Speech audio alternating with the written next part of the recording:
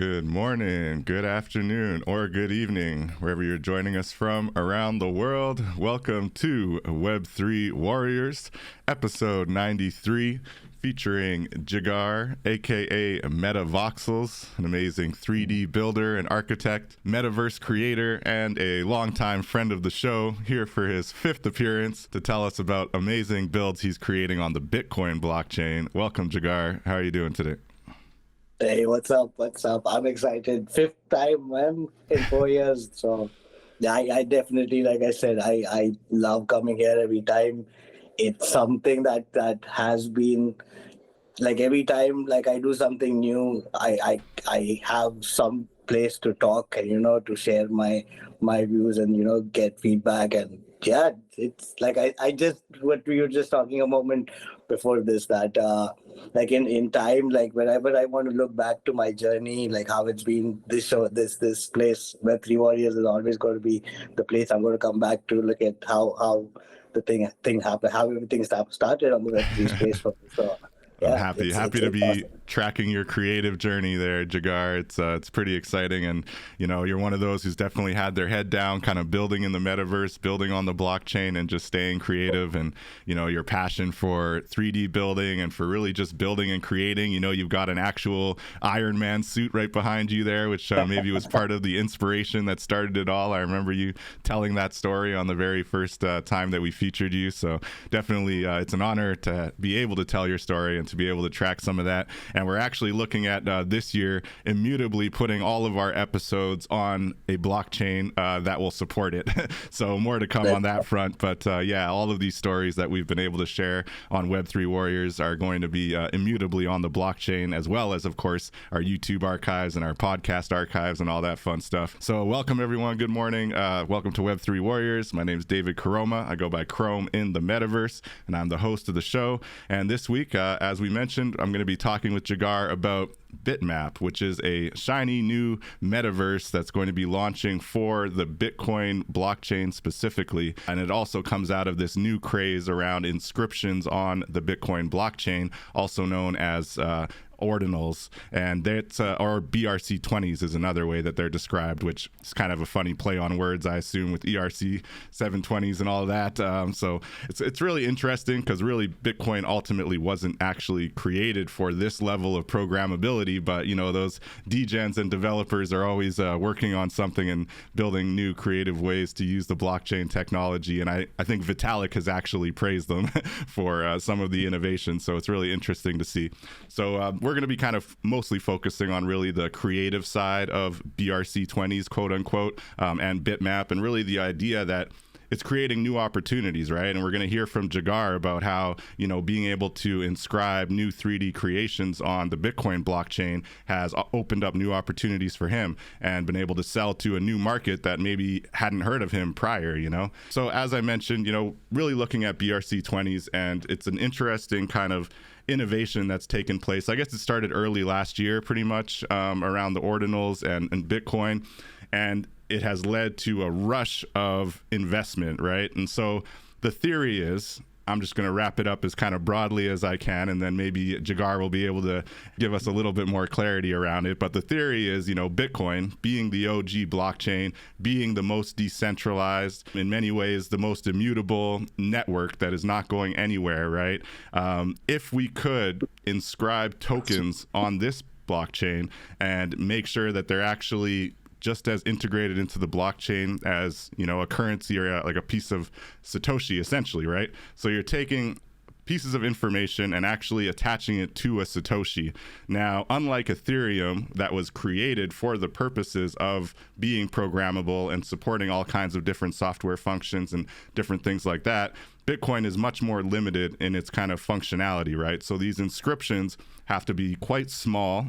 They're very limited in size. The bigger that you go, the more expensive they're going to be to inscribe. And of course, they also require spending quite a bit of Bitcoin, which is expensive and often, goes against the ethos of what some in crypto might say. You never sell Bitcoin, you just hold your Bitcoin, you hodl for dear life. So that's kind of the conversation around Bitcoin. And I guess the idea that they've created these tokens, they've created these BRC-20s, they've created these Ordinals, Inscriptions, which have very kind of I don't know, like low resolution images on them because they can't be very high quality, but they've taken off, and there's all kinds of PFP projects that have come out on BRC-20s. There's quote unquote shitcoins, that have been launched as BRC-20 tokens and had all kinds of investment. And so there's a rush of speculation. There's a lot of people saying, this is the OG blockchain. So inscriptions on this blockchain aren't going to go anywhere and they're going to go up in value into the future. Now, whether the market is going to stay for the long term is debatable, just like on any other platform. I think, there's a lot of questions around what's going to happen to the NFT market. Is the immutability and the fact that, all of these digital assets are going to be there for the foreseeable future going to bring in more and more investment and more interest over time? That is the hope, of course, of all of us who have been here, for the last 3 years building in the blockchain and seeing how things go. And so that's kind of what we're looking at. Personally, I do have a little bit of concerns. On one hand, I think there's a lot of speculation, especially looking at this metaverse conversation around Bitmap. And, it is another metaverse kind of investing or getting the investment first and then building it out, using the investment that they get from people buying plots of land. And I appreciate that. And I think I wish them the best. I hope that it comes to fruition the way that they're kind of pitching it. So that's one concern, a little bit of speculation, not quite as much actual available metaverse space to explore in, but on the other side, I'm just curious about the overall impact to Bitcoin, and the idea that if these continue to be more and more popular, and these BRC-20s, what we've seen is as they have a lot of action on the blockchain, the Bitcoin transactions cost a lot more money, and they also take a lot more time to settle. So now you've gone from being a global currency where you're sending money really quickly for very little amounts, a couple dollars, you can send thousands of dollars to the other corner of the world. Now it's not quite as cheap and not quite as quick because of the BRC-20s. So some might say it's negatively impacting the Bitcoin blockchain in general. And again, not really what Bitcoin was meant to be built for. So I'll end there. That's just a little bit of my thoughts around the BRC-20 conversation and how the Bitcoin innovation is kind of taking off and where it's going from here. What's up, K-Bot? I see you in the metaverse. And with all that, that's my kind of rant about BRC-20s and Bitcoin. I love to hear from Jigar and what's going on. So maybe before we dive into Bitmap, what else is new with you, Jigar? What's keeping you busy in Web3? And thank you for rejoining the show. Thank you so much. Everything that you said, what the concerns were on Bitcoin is actually, I look at it as in a very bright or optimistic manner. And I'm excited about all that. It says that it's flipped. About the mempool, I think that was one of the cases. It gets very busy. I think that really it gives people to, not put just anything on the Bitcoin, something that they know that would create value. It has a control over it. Now, there was another point that you stated that, okay, Bitcoin was for hodling, it was since 2009, I believe, if I wasn't there since 2009, but since 2009, there have been a lot of people accumulating Bitcoin industries. The companies that weren't supposed to, weren't in that whole freedom of the whole Web3, the Web3 way, the people who we were fighting or going against got into it and everyone had the Bitcoin. But I think time has been beautiful. I think whoever Satoshi has planned everything so beautifully this is how I look at it. It doesn't have to be how it is. But till now, since 2009 or whenever it started, people have been accumulated. Everyone got the freedom to jump in first, get it as much. And now it's time that it passes on. The economy has very beautifully constructed the whole part of it now funneling down to artists and creators who can now add value to it, make something on it, build on it, like Bitmap. Bitmap is one beautiful example, how the arbitrary data or how the blocks itself is taken and, and made into something as a virtual land, where no one has any control on. Even Bitoshi, who put out the idea and the white papers, has no control over it, right? So I think there are very beautiful things that can happen. We haven't even gone in the arbitrary data, like all the other datas. that is inside, that is in a transaction or a block, that is not controlled by any human aspect. It just it comes to fruition because of a transaction, and how much, and depends on how much time or what time or how busy the block is, which creates that arbitrary data, and how that arbitrary data can be used for other things, or other combinations and randomizations. Like we had NFTs and trades in Ethereum, which again was controlled by a software or a person. But in this, the data is arbitrary. It's from the transactions, and no one has control over it. So I look at it as an abstract that was beautifully thought. I guess, I think it can be, it can be how do I'm in loss of words right now, but I think you it can be acknowledge. something that wasn't planned, and it just came to this at this point. But for some reason, I think Satoshi had an idea of where this is, how this is going to lead at this point of time. But yeah. Yeah, I mean, and ultimately, it's I don't think there's any turning it back, right? And I had heard initially when this kind of started, and some people were grumbling about the impacts on the blockchain. You know, they were saying maybe there'd be a fork, maybe they'd have to fork it. But ultimately, even if they did fork it, the developers are just going to find ways to inscribe on the new forked blockchain, right? So there's really no way around it. The developers are going to do their thing, and you know, where there's investment and where there's you know, a lot of interest, I think there's that value, it's going to happen. where there's value, yeah. Where there's value, right? And, for sure. Yeah, and it's where there's value, you also see a big rush of people, like one major success story, and there's everyone jumping in. But because, you know, the mempool getting busy and the cost, there is a good filtration of people who have a community, who have an assurity of people to back them up, you know, to have that kind of a reach. And reach in today's date, people in the last 3 years, 4 years understand now, you know, they've seen people again and again coming and rugging them, you know, so showing them false hopes and getting them, you know, put their hands in their wallets. But now, after 4 years, people have been learning. So it is the whole way that it has been constructed from 21, at least, that is since when I've been in this space and been able to just sit back and watch this happen in front of me. I think it's beautiful how it's come down to here, is how I see it. Yeah, it's amazing. It's amazing. So looking at kind of the Bitmap vision, right? Are you able to share just a little bit about kind of how you see that metaverse, you know, coming to fruition, what you see as the vision? And I'm showing on the screen one of the impressive 3D builds, but I want to hear your thoughts on, you know, what's the vision of Bitmap, and what are you kind of seeing as you craft these interesting 3D builds that are, you know, kind of working within the limitations of Bitcoin. But yeah, what do you see for the overall kind of vision of Bitmap? So let's break it down. What is Bitmap? Bitmap is a number which is given to a block, like right from the first block that was minted, or minted? No, I don't think minted. Like the first block, right from when Satoshi did his first transaction, to every block that's happening every 10 minutes, or it's not exactly 10 minutes, is what I just learned yesterday from a very good friend, Rand. But Nice. Every block is given a number, and there is data in those. There are transactions in that blocks. There are data. There's like arbitrary data in every block.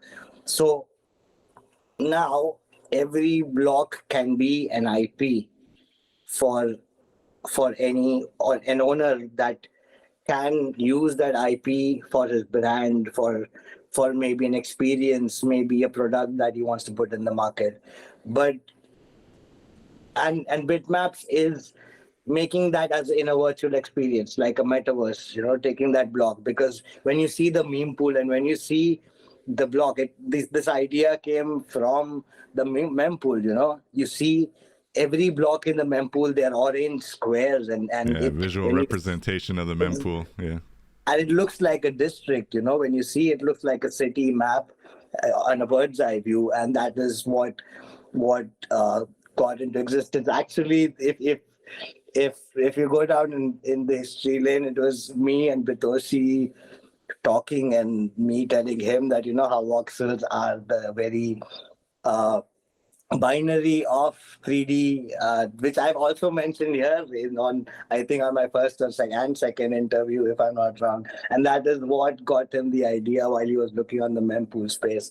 And after 1.5 year today, here we are talking about it. So I'm That's, proud of it. I think there's a tweet that that's Bitoshi also fascinating. shared mentioning me. So I think I'm gonna inscribe that screenshot as well someday soon. There you go. But Oh man, that's fascinating. So you can actually, like, you're not officially part of the leadership team for Bitmap, but you I am were not. kind of I part am of not. the initial inception. You can lay claim to that. Uh, I can. I'm proud of it. Hell That's yeah. exciting, man. That's pretty cool. I didn't realize you had that direct connection like that. So that's cool. That's cool.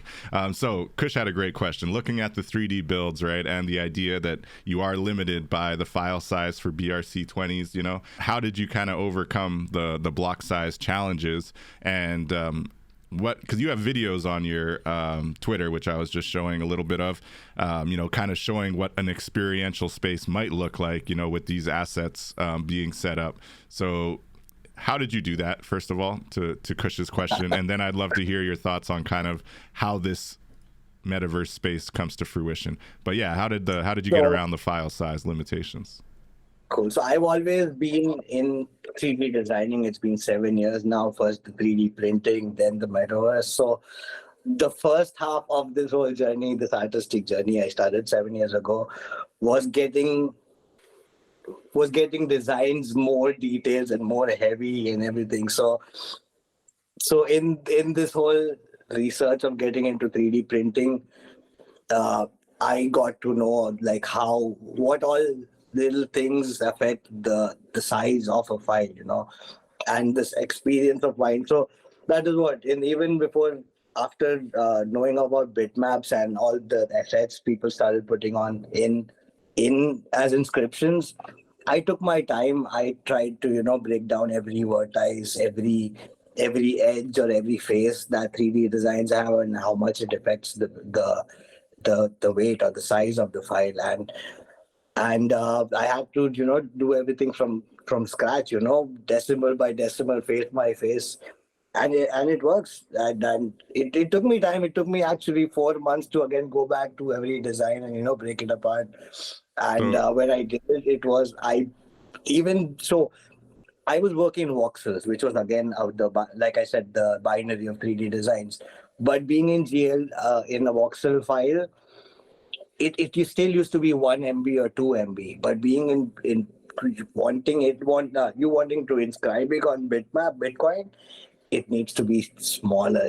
Every kilobyte counts. So these 4 months, I broke everything down and got designs down to 115 KB. My first inscription, and that cost me like $1,500 or something like that. But then I did not give up. I kept working on it, and now I am getting even more detailed designs to down to 20 KB. And it's something that I never thought I could have given up at 150. I was doing that's good with insane. that I as can't even imagine how a 3D build comes like 120 kilobytes. Like that's literally nothing. nah. Uh, So I broke it down to 20 kilobytes 20 now. So kilobytes. it's Oh my not even a gosh. Sheesh. That's so wild, man. So this latest, the dome one that you built, is that one? What's the kilobytes on that one? that's 23 That's the KB. 20? Yes, Man, 23. Yeah. 23. Wow. That's epic, man. So what exactly, like what program are you using to kind of carve out Blender.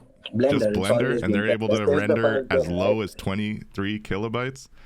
Yes, Holy sir. smokes, man. That's wild. That's impressive, bro. So to my other question, because I'm seeing these little voxel dudes walking around in a future bitmap metaverse, how do you see that coming to fruition? And I'm assuming, like, I'm looking at it potentially, like you mentioned, voxels, right? Because I feel like there's a lot of metaverses out there on Ethereum. Shout out to Ethereum because they're way ahead of the pack. I don't think any other blockchain has even like one or two metaverses that are actually well populated. Ethereum has a whole bunch, but Voxels, I've always said, is A, the most accessible because you can jump on it on your phone anywhere, but it's B, also the most on chain from my perspective, just because like every little asset can be minted as an NFT and sold and traded. Your actual plot of land is an NFT that can be bought and sold. And it's got kind of that voxels. It used to be called crypto voxels, and it just seemed like a very obvious connection. So do you think that Bitmap would basically roll out in a similar fashion? Like, you're going to have a server space, you're going to require a little bit of 3D environment that people can kind of walk around in, and then, you know, you're talking about plots of land, you're talking about, which they are selling already, right, the actual plots of land. So you lay that all out in reference to the plots that have already been sold, and now you're start talking about putting these assets that you've created brilliantly at such a tiny scale into this kind of 3D world that, again, would have to be fairly light on file size and all of that, but ultimately allow for experiences in the 3D world. So how are you seeing that kind of come into fruition? So this probably is going to amaze you. Like right now on the web, there is already a space that I've created, which the space itself, the experience itself is inscribed, is an inscription, is a code that brings in all various assets that I've inscribed separately on Bitcoin. So if you, I don't know if you can go through Inscribe.space on your URL. I don't know if you check that out. The very third or the second, when you hit explore. Kush says that's mad. Sure. Kush is impressed with your so, 3D building at such a tiny file size. it takes no space, because what you will experience is just a code, and yeah, it'll explain everything. I think. I mean, you get an idea, and this is like a beta platform that the people behind Inscribe.space built like within 2 months, 3 months of bitmaps coming out, or started launching off the bitmaps. Okay. And ever since that happened, they've already started working on their primary platform, and they're almost done. So they're already out with their Inscribe.space. That's I sent you the link. So we get cutting edge stuff here. Loading it up. So as I load this up, you're foreseeing essentially this kind of platform being the official Bitmap platform, essentially? So the crazy thing is that there are various platforms that are coming out building on the Bitmap white paper or the ideology. And it like I said, that number is yours. There's no one telling you how you can use your IP. Your bitmap is what you make out of it, you know. So everyone's there are a lot of people working. You know, you have Bitcoin IMSO Chris working on Bitcoin Valley. We have Inscribe.space who's working on Bitmap Land. We have our recursivers. We have a lot of people working, and at the same time, Bitoshi is constantly working, researching, and developing on his idea and building his own. They are giving tools to these platforms or upcoming platforms to build on top of these. So yeah. So there's a lot. And Inscribe.space, what we will be seeing right now in a minute. I don't know what. Are you looking at it? I just got it. Yeah, I'm on it now, and I found your pre-build there, so I am officially walking around in the future Bitmap metaverse. You've got some cool Minecraft sword. You got a little Satoshi dude, or a floating Satoshi head. Can you fly in here yet? No way. This whole space is an inscription. It is just a code that doesn't have that. This particular inscription doesn't bear any of these assets. It's just pulling in assets and putting there in this virtual space, and it's not more than 3 KB or 4 KB, and that, my friend, that, my friend, will blow your mind. So. That is mind blowing. No, come on, man. So all right. So obviously limited functionality a little bit here, but very much an immersive space. So how you're saying it's just coding? It's pointing to an asset in another location and just showing it on here, because it looks very real. I could share the same experience that you're having now as an NFT, as an NFT. Like, you have an NFT and you can actually go in there, look around, you know, like a metaverse experience in that small 4x4 image that I can send you if you want to share that. I could share that with you as well. But Yeah, this is what exactly bitmaps and the power of inscriptions and recursive. Recursive is a lot of is something that is mentioned ever since inscription happened, and that recursive, that small world, is very powerful. Uh, it means that you could pull the things in these inscriptions. Like inscription could be anything. It could be a code. It can be an image. It could be a 3D asset. It could be like a big software broken down, fractionalized, and separately put them in as different inscription, and then having a platform to bring them all in one to perform in a certain way. So by code, so solves it solves it's mind blowing. The more you think about it, the more I think about it, it just keeps making it just keeps things more excited. It Yeah, gives me more interest to I keep going ahead. Yeah. I am impressed, I have to say, definitely. 20 minutes into this interview, and we're talking about immersive spaces being displayed on 3 kilobytes or less, and pulling in data from inscriptions and being able to actually hard code it together, so you can, in theory, have a little bit of a higher what do you call it? Something that might be a larger file size, but broken down and fractionalized.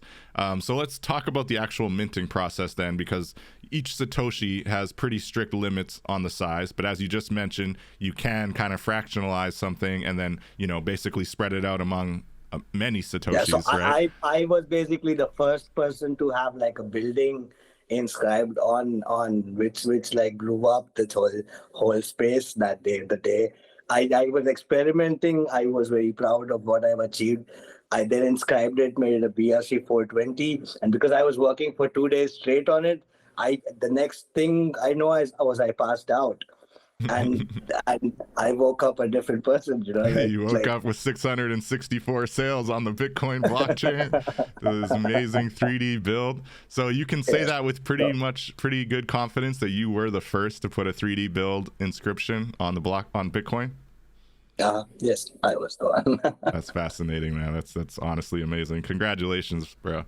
So the actual mint, do you need like basically a developer friend to kind of help you get these things on the blockchain, or are you going to? There's this BRC-420.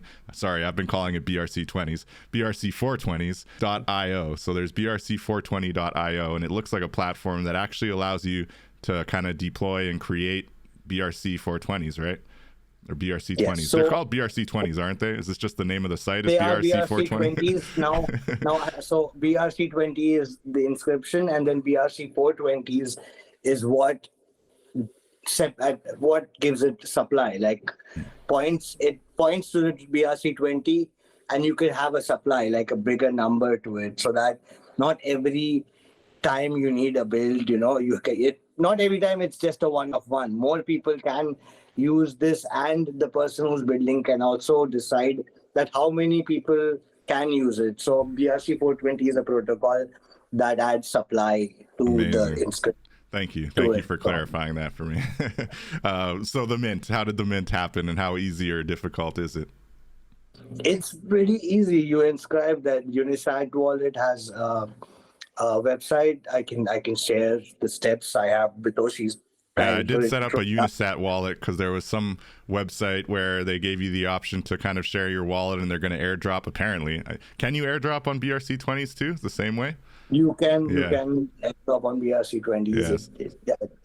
So I have at least done that first step. I have a Unisat wallet, so I have step one done, but I have yet to collect any inscriptions. And like I said, I have a hard time spending Bitcoin, especially right now as it's seeming to move in the upward motion.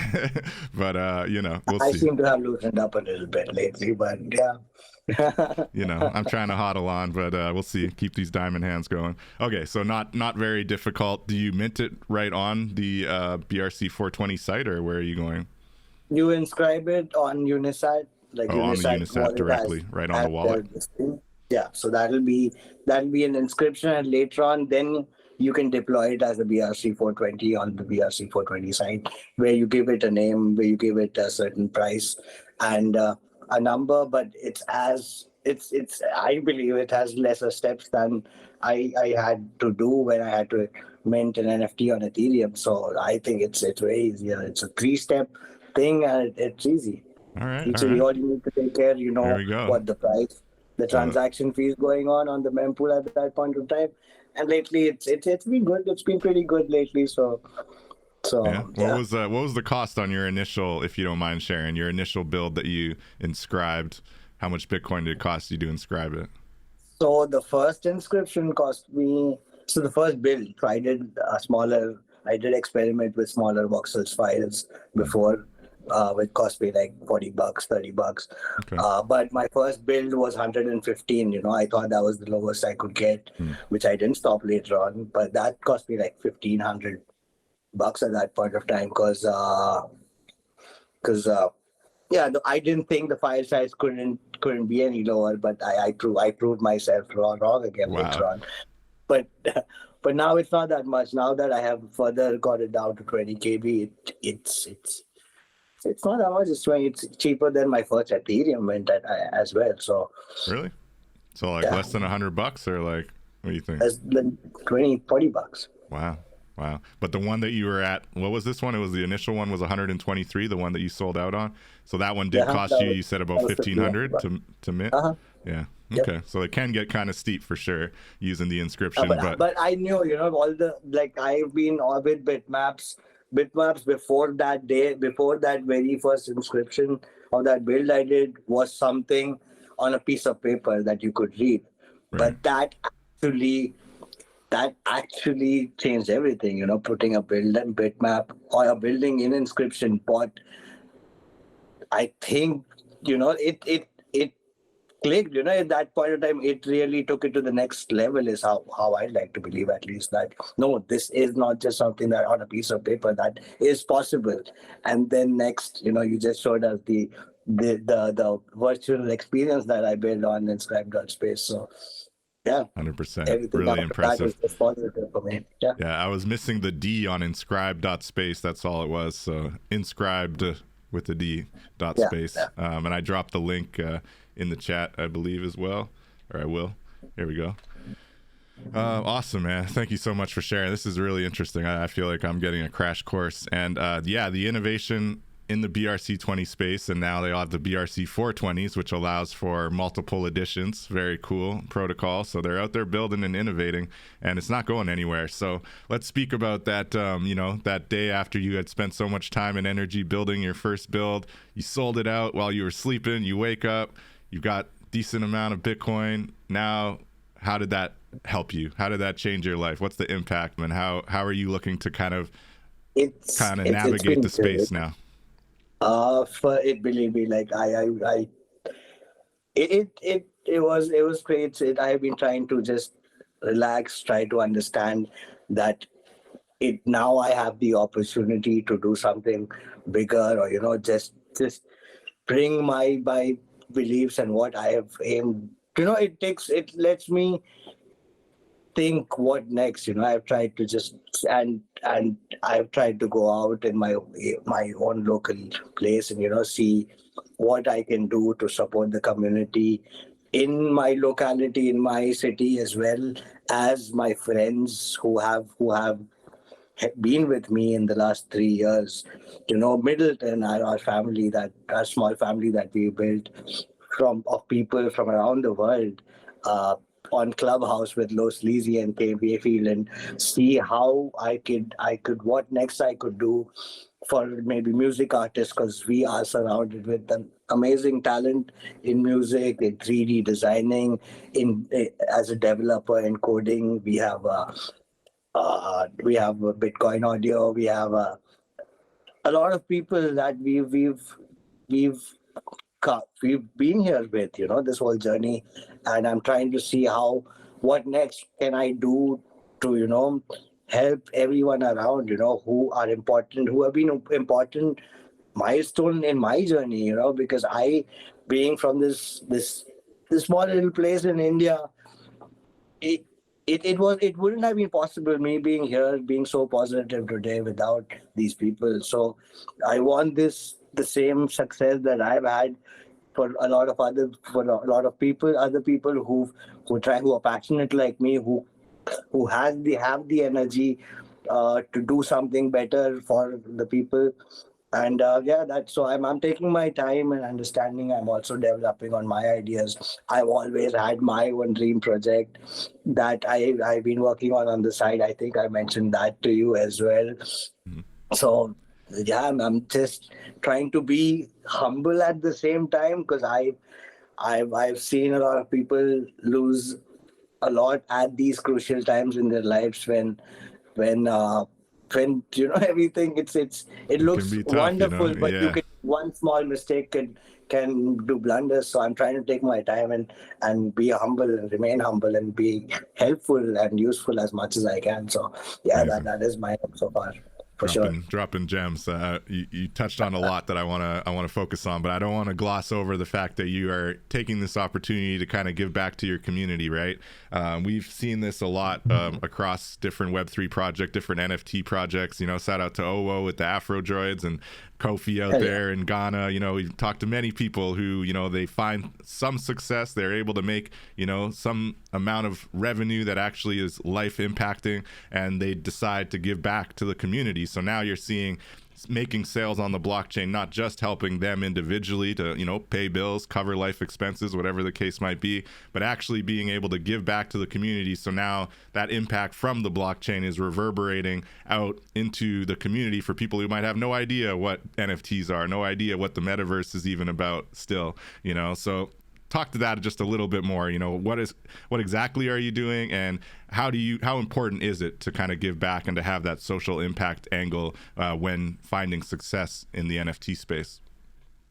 It is very important, because this success, like everything is not you know like things keep changing, and if you want this success to be, you cannot sit or stop at one thing. You have to find ways where more people can build, or else it's not. I think, at least I believe, it's not going to be a positive impact on my life. I'm not going to It's not going to be a positive impact on my life, or if I don't create something positive for others around me who helped me, if I don't recognize the things that brought me here, then I don't think I there's anything good that I can do of it for myself even. Things happen, and shit, and everything flips in matter of seconds, is what I've learned in life. So I want to be responsible. My city is has beautiful talent.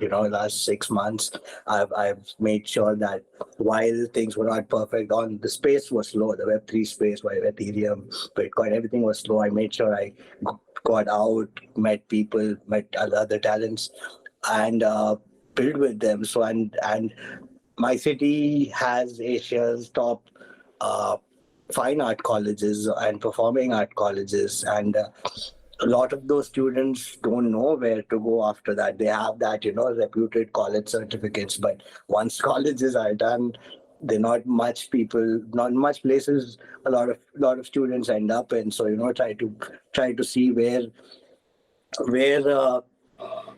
where I can be a part of that whole in their life and change. And we're having events. We already had a couple of events that were pretty successful. And when I say successful, they were events that people enjoyed, and then there was an emotion of being together. Of not knowing each other. It still felt warm, and that's what I meant. You're That'd be kind of what I creating an meant. artist collective, essentially, right? Yes. Like an artist collective So or a community of all these fine artists.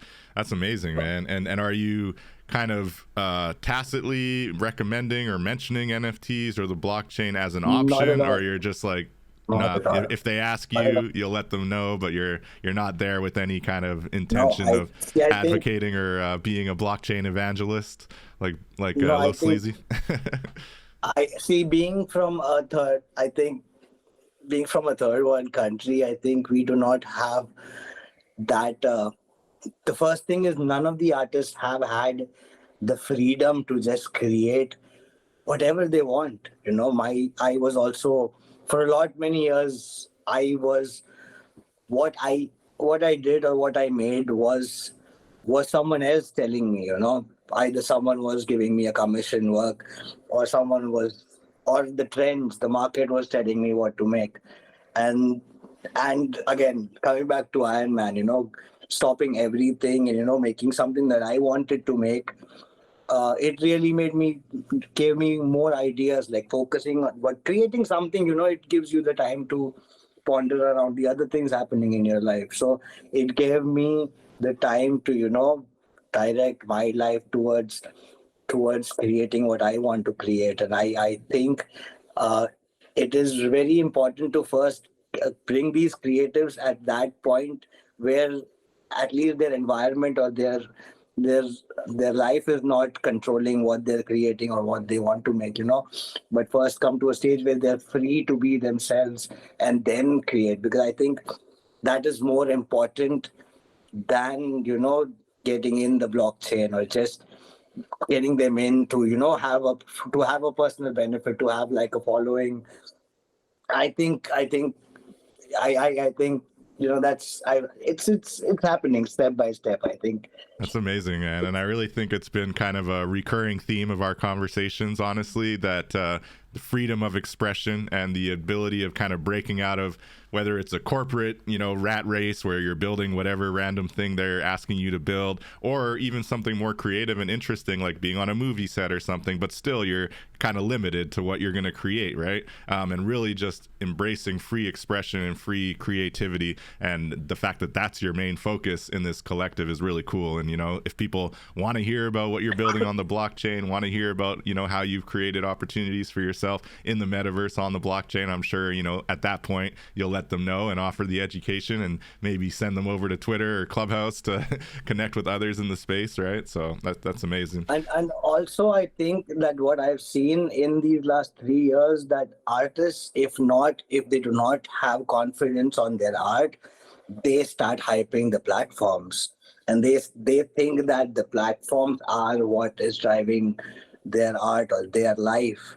But I think, for me, I've never given importance to the platform. I've gone from Ethereum to Tezos to Bitcoin, from fake rares to everything now on BRC-420. Tomorrow, I know BRC-420 could also make a mistake or do one big, because money is something that makes you slip sometimes. And these platforms, every now and then you see OpenSea, Sidetrack, you've seen all these platforms. So if the artist, I want to build confidence, and these artists have faith in their art more than these platforms. And I think that is very important before these artists are brought onto these platforms, so that they value their art, and the people they're presenting it to also focus on the art rather than the platform, because platforms again are the middlemen. And if we continue to give them the credit for all these transactions to happen, then I think we are going to end up in the same space that we were before. So yeah, that's how I think. That's another gem right there for sure. And the art is more important than the platform, 100%. And to your point about being kind of blockchain agnostic, right? If you hadn't been open-minded to other blockchains, to other new things that are coming out, new innovations, you wouldn't have necessarily seen this Bitmap opportunity and actually be part of its fruition, right? Like you said, hey, I think we can make this happen. I think we can create 3D assets that are small enough to actually be inscribed on a Satoshi, and I'm going to make it happen. And you take the initiative and you do it, and then you go to sleep and you wake up with a whole bunch of Bitcoin in your wallet, So that's amazing, man. That's what it's all about. And like you said, being open to opportunities means you can't be thinking that you need X platform or you need X blockchain or you need X community to help you do this thing. You got to just build and keep building and keep your kind of options open. And yeah, these things happen. And congratulations, man. That's amazing. And that's what Web3 is all about. It's what the creator economy on the blockchain is all about. So I did want to ask you, I was curious because I've noticed there is pretty serious targeting to the Chinese community looking at BRC-20s and specifically Bitmap. There seems to be a lot of interest from the Chinese community, which is awesome. Web3, a global space, that's what it's all about. We've obviously heard a lot of misinformation out there about crypto being banned in China, even where they have, restricted certain access. But clearly, I think I saw something in the news just last week that I think last month there was about $90 billion in transactions just on Binance alone in China. So obviously there's a whole lot of people either doing criminal activity or doing some kind of gray area activity where they're actually approved. So how do you see that, and why is the Chinese community so interested? Maybe I live close to China, but the best example I can give you is that the city I live in, the state I live in is a dry state. I live in the state where Mahatma Gandhi was born, and we don't get alcohol over here. But in the whole of India, alcohol must be sold the most in Gujarat. I mean, in the state that I live in. Wow. Why? Because it's banned. It's even better. People feel like doing things that are banned more than the things that are not. So I wouldn't be surprised with that, because I think. So you think on one hand, the fact that it's banned might actually be encouraging, the rebels out there to participate. They're like, why is it banned? Why don't these people like this? We don't even know this, and it's banned. And that's probably something we should know about. So I think everything works out at the end of the day. Cool. And I found that the guys from the Chinese community, because a lot of my sales was collected from the Chinese communities, that they really appreciate design, they really appreciate functionality, utilities, and they're very enthusiastic about the blockchain. So I think that's a good thing. Yeah. That's awesome. So I had read somewhere that they actually have like some small flexibility in what they can collect, and so that these BRC-20s, because there's no actual legislation on them, because they're not like your standard digital assets on Ethereum or other blockchains, that they actually have a carve out. And so apparently that may also be impacting it, that like those investors that want to speculate and invest in the blockchain then can't do it on Ethereum for whatever reason, actually are able to do it here in a kind of gray area. So it's interesting. I just think it's interesting how geopolitics plays a role. It's interesting how different corners of the world are focused on different corners of the blockchain, and really different innovations. I don't think that the BRC-20s are taking off quite to the same extent in the West and in Canada or in America, North America, especially the Metaverse side of it. But that's awesome that China's kind of on the wave, and that there's a lot of innovation happening that is going to happen no matter what. Like, that's what I love about it. It's like, it's not reliant on the West. It's not reliant on, the quote unquote influencers making things cool. It's like, there's innovations happening. There's people in the world that want to see it succeed, and, they invest in it. So that's really amazing. So do you think that Bitcoin can still be a global currency, or do you see kind of these innovations hampering kind of the straight peer-to-peer payment option for the reasons I mentioned earlier, and you've acknowledged, the mempool can get pretty backlogged, the transaction speed can slow down quite a bit, it can become more expensive. Do you think that the global currency argument, or the kind of those who want it to be the global currency, the next global basically dominant currency in the world, is that still an opportunity, or do you think that it's less of a likelihood because of these I don't think we need to think that. I think it is a global currency, because we have been transacting on this, and lately, like I said, I've been transacting a lot on Bitcoin. So and I have collectors from around the world, from China, US, and for me, I don't even need to think. It is. It's not a matter of becoming; it's already the case, right? It's already a global currency for me. So I dig it. I'm game. I'm game for it. Awesome, man.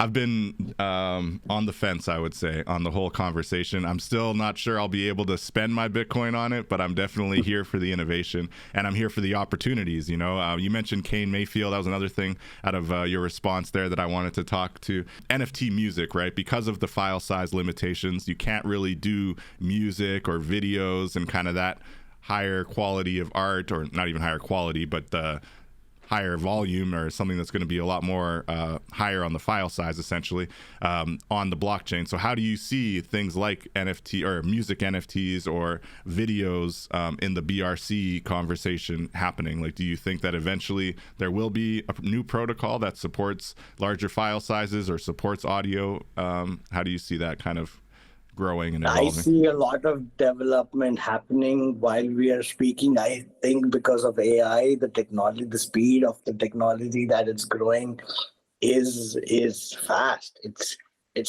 you can miss these days technology like that. It's growing crazy. So I definitely am positive.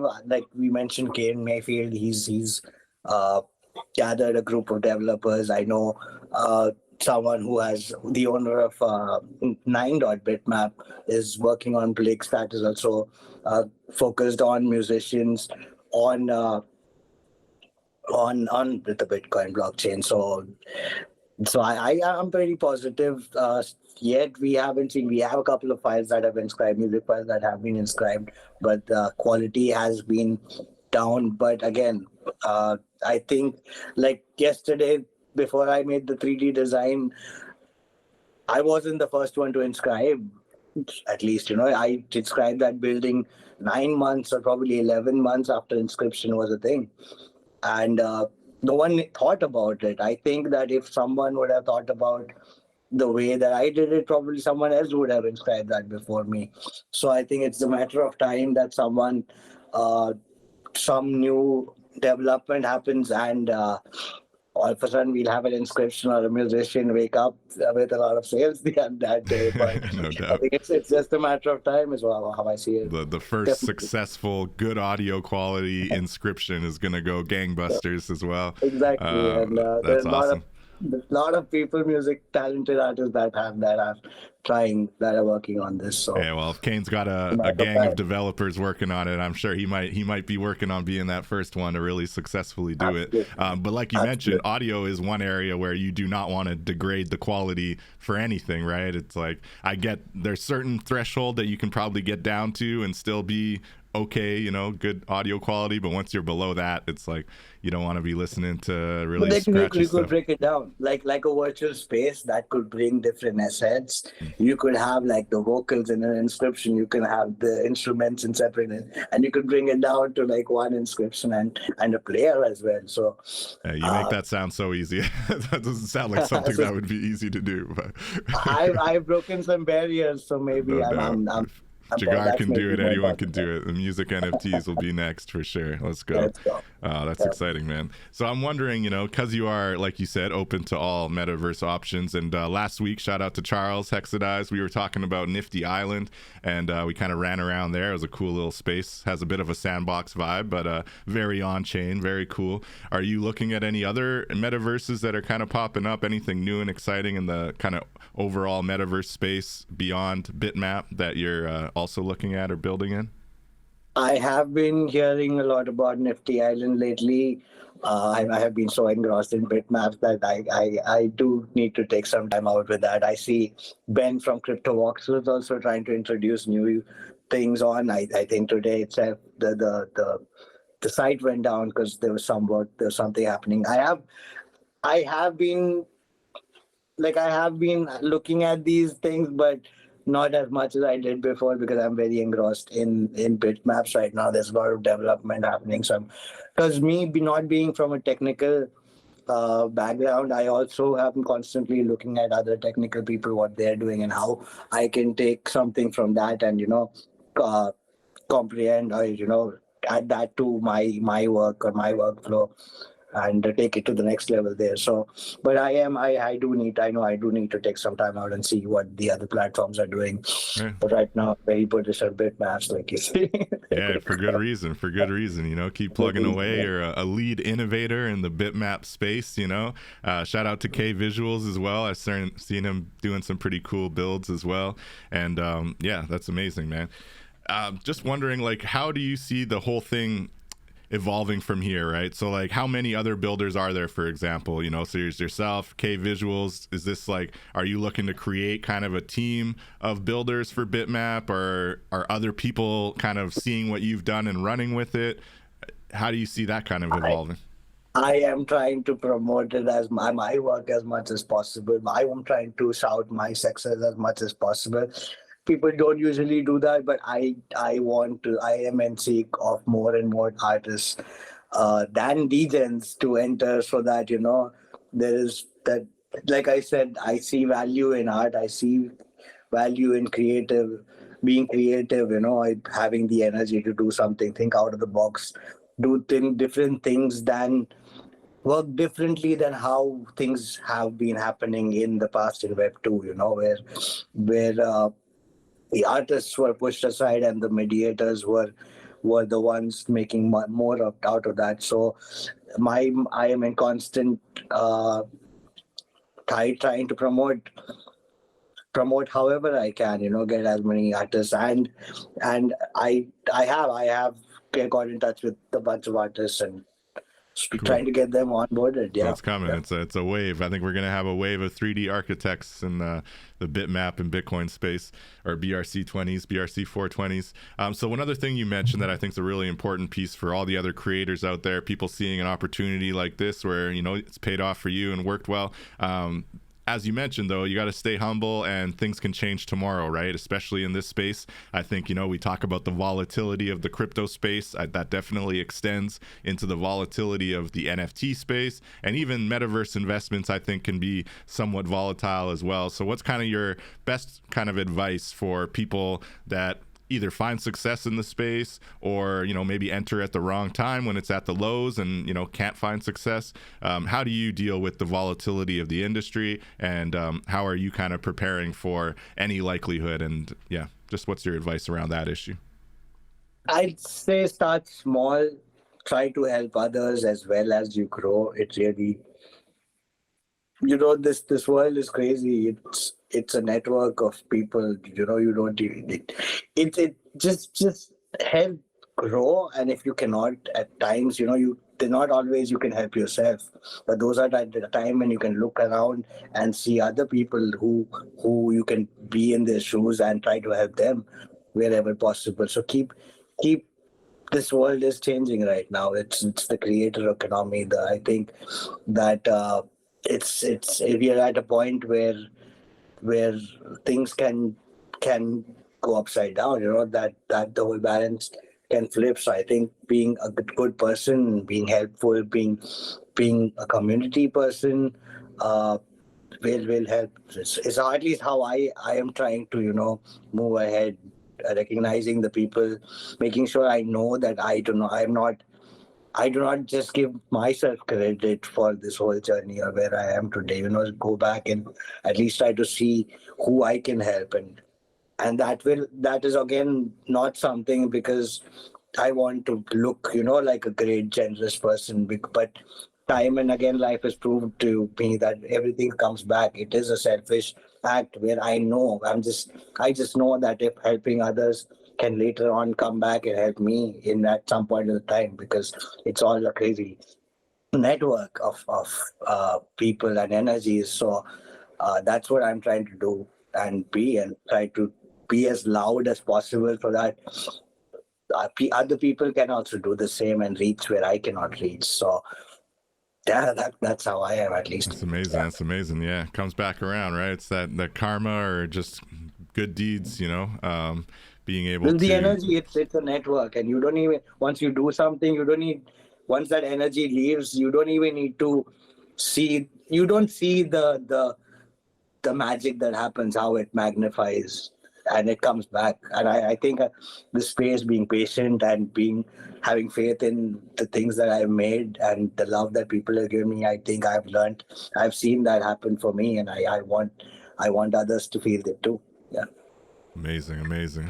That's what's up. So I'm walking around again in your Inscribe.space area. It's such a cool, immersive bitmap beta space. How are you feeling about the timeline for an actual bitmap space that's kind of live where people are using their plots? Do you have any sense of that, or do the bitmap team at the top have any sense? Yeah. It's almost out. We already have the avatars out. So what you see right now, the next platform is going to be multiplayer. The avatars are already out. They have one. They have a demo site where you can all jump in with the avatars and walk around. But it's we're almost there. I think another 15 days or two, oh, wow. And we'll have a new platform that will be running on recursive inscriptions completely. That's and amazing. start from there. Like build, it's just building from there, right? Yeah, and so you're kind of taking the voxels approach where you're gonna kind of build IRL, like not IRL, but in real time is what I meant, and actually allow people to kind of see as the development is happening. And obviously there's going to be kinks in the initial times kind of rolling out, but let it evolve naturally. And so you're taking kind of that voxels approach, you think? It has evolved naturally, and I think my last few designs are not voxels, but still keeping in mind the basic that I had, the idea or that I had for voxels, being the binary, like keeping it as compact as possible, but at the same time making sure it's better. I think I've evolved from voxels to the designs you see now. It's not voxels, it's the next level is what I think. So you definitely see growth in and the next level of whatever I've done so far is how I can put it, I guess. Yeah. Amazing. But that beautiful voxels plot is not being ignored, though, right? How are you feeling about It's voxels, definitely and how are you feeling about yeah. voxels in general, and really, I guess, the Ethereum side of the metaverse evolution? Are you excited about anything? I think they've been talking about adding the new engagement options where you're actually able to like engage with certain assets in the metaverse and press buttons and things like that. Have you heard anything new about that? Are you excited about anything kind of coming out in voxels? I haven't. Like I said, I've had.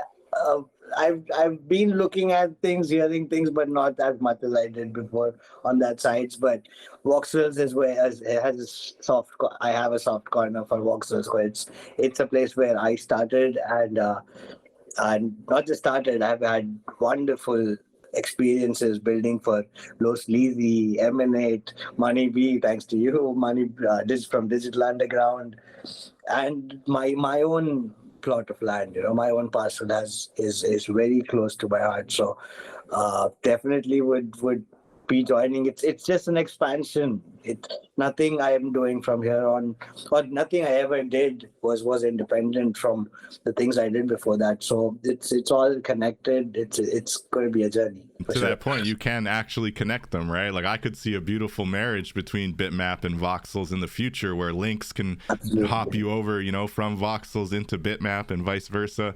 So it doesn't have to be a competition thing, right? Like that's that's super exciting. Like right. I said, not the platform. Do not fall in love with the platform. That's it's exactly. How creative you can make use of these tools, right? So just keep building. And I see you've got an awesome kind of voxel avatar dance set behind you over your shoulder. These guys keep catching my eyes. Well, thank you so much for this interview. It's always, eye-opening experience. So I just wanted to hear, what's kind of around the corner for you. As you mentioned, it sounds like you're pretty much head down in Bitmap, but also building a collective of artists in India. So, it sounds like things are moving in the right direction for you. Is there anything specific kind of around the corner that you really want to highlight that we should be looking out for? Group of artists here. I don't know. I would be sharing a lot of updates. We are having an event here locally in my city for where we've there are a bunch of people. I came across a bunch of people who have spent time building like a small forest with organic food and stuff, and we are holding events. I'm trying to use that place to meet more artists and help more artists. That's awesome. Grow. Then I'll be sharing more on that. On the other side, on Bitmaps or Inscriptions, I'm trying to, like I said, I'm trying to just help and see who else can add value and take this to the next level and maybe creative, think out of the box, and just taking my time, being calm and not making sure I don't make the wrong decision. But I don't know. You're doing good. I don't think you can make the wrong decision. I feel like I'm just trying to relax. Yeah, the trajectory that you've taken is very safe. I think keeping your options open, being aware that the market's volatile, things can change tomorrow, but you'll take the blessings when you get them and try to spread them out, right, and try to help others and show other opportunities for other people. So I mean, you can't ask for much more than that, I think. it's just really exciting to see how things are growing. And what about when looking at off-ramping? I'm always curious, especially in other countries, and I've heard different stories for India.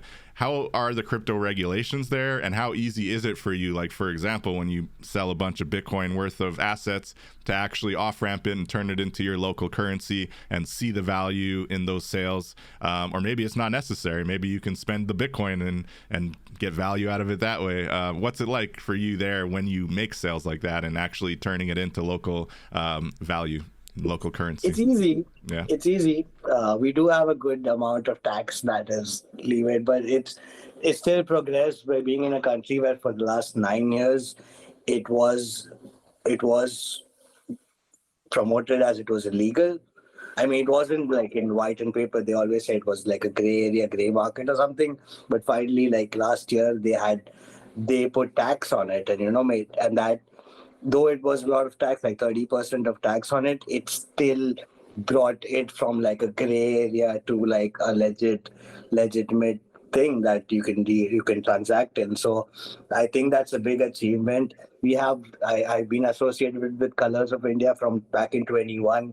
We still have the group constantly working to promote, to find more artists over here, talk to the government, connecting with them. And the government also put out a paper of like 172 pages on the metaverse, showing as it's something that we are going to see in the future, which is going to happen. So I see this. I don't think there's anything that's going to be able to stop this wave at any point of time. And so that Colors of India group is doing advocating specifically for artists in Web3 and NFTs, or just artists generally? Artists in Web3, and also awesome. At the same time bringing awareness generally as well. So amazing. Yeah, you're just firing on all fronts, Jigar. It's quite impressive, man. I always love to connect with you, and I think you've shared a lot of gems. I've learned a lot about Bitmap and the difference between BRC-20s and BRC-420s. So that's awesome. That's what it's all about. Any final words you want to share before we shut it down? Keep building, keep making things for the creatives at least. Be aware of the technology that's happening around you. It's fast. It's picking up, and being aware, just being attentive of what's happening around you is very important at these times. Love each other. Just try to be kind to one another. We are at this time that kindness can do wonderful things. So be kind to one another. Don't click any links and just grow. I wish everyone. Amazing advice. Yeah. Be kind. Don't click any crazy links. Also, don't get married to any platforms, any blockchain. Keep yourself open to all opportunities. We're blockchain agnostic, we're platform agnostic, and that's how you get awesome opportunities like what Jigar's been able to find over in the Bitmap corner. And BRC-20s are going to continue to innovate. That's what we've learned on this episode. Not going anywhere, and changing lives for the better for a lot of people. So amazing. Thank you again, Jigar. I appreciate you. Thank you to all of our viewers, all of our listeners. I will be back next episode. Catch you all until then in the metaverse. Peace out, everybody. Peace.